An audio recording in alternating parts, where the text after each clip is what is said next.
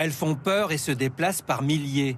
Au printemps, ces chenilles quittent leur cocon dans les arbres et vont s'enterrer pour devenir chrysalides, puis papillons. Le problème est qu'elles sont nuisibles.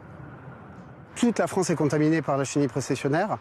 On a des hivers très peu froids, donc ça contribue à la prolifération de la chenille.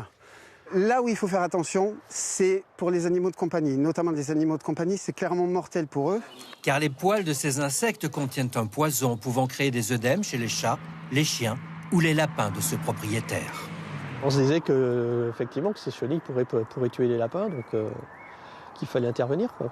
Pour cet allergologue, les risques pour l'homme sont nombreux. L'urticaire, c'est le premier risque. Ensuite, rhinite, conjonctivite, donc une atteinte nasale ou une atteinte oculaire.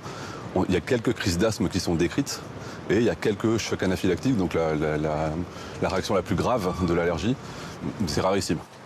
Détruire les cocons devient donc urgent. Pour cela, Julien utilise des perches en carbone pouvant atteindre 30 mètres de haut.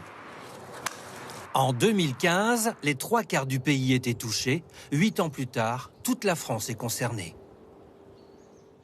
Dans ce parc de Maisons-Laffitte, en Île-de-France, aucune chenille n'était présente il y a 2 ans.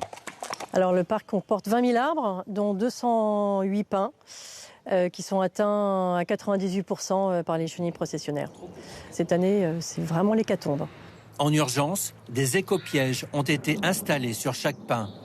Des poches pleines de terre dans lesquelles rentrent les chenilles. Alors un conseil, mieux vaut rester loin d'elles.